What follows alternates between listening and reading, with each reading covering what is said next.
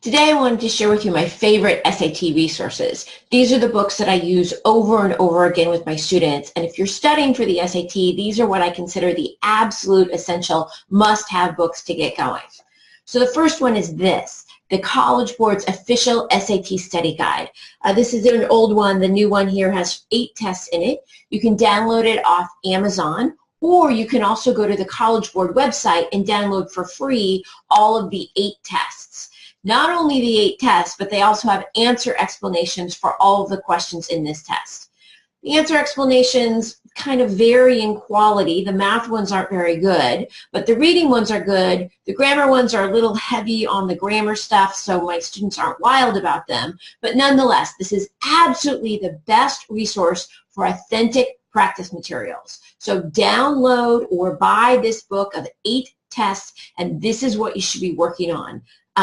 The other books will supplement, but this is really the Bible. We call it the blue book because it's blue, and this is the one that we use all the time.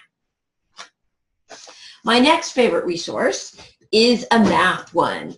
It's this one by Phil Keller. Phil is a longtime math high school teacher, and he also tutors the SAT, and he's written a terrific book that talks all about not only how to master the math, but he also has really good ideas on strategy about how you should use your time and where you should focus.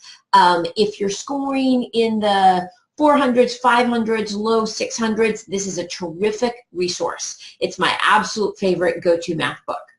Now, if you're scoring a little higher in the math, then this is the one that I recommend, Howe the SAT. It's written by Mike McLenathan. He's also a longtime SAT math tutor. He's terrific, and this book is hard in the best way. You need to be scoring in the 600s before you're ready for this one. And every time I use it, it makes my head hurt. But if you can master all the questions in this book, the SAT math is going to be a cakewalk in comparison.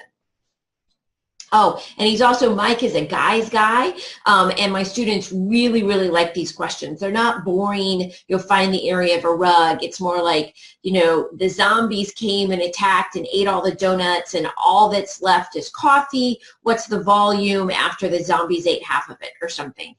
They're really fun questions, but he really gets at the core of what the SAT is testing you on and pushes you to the limit around it. For writing, I have Erica Meltzer is my go-to for reading and writing. She is, again, a longtime SAT, ACT tutor, and she has written the definitive guide on how to master the writing section. This is complex and dense in the best way. I think you should be in the 600s before you attempt to tackle this on your own. If you're not quite there yet, recruit a teacher or a tutor or a parent to help you work through it. But this will show you exactly what you need to master and exactly how to decipher and conquer the reading sections. She's also written a terrific book on the writing. So here's the grammar.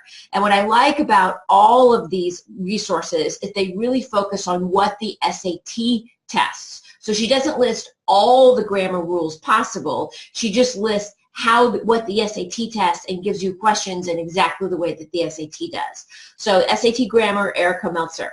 I've got a link to all of these resources below. And you're welcome to get them from Amazon, or again, you can get the SAT book from the College Board site. These are the ones that I use over and over with my students. I've looked at all the books on the market, and I think these are the absolute best to use.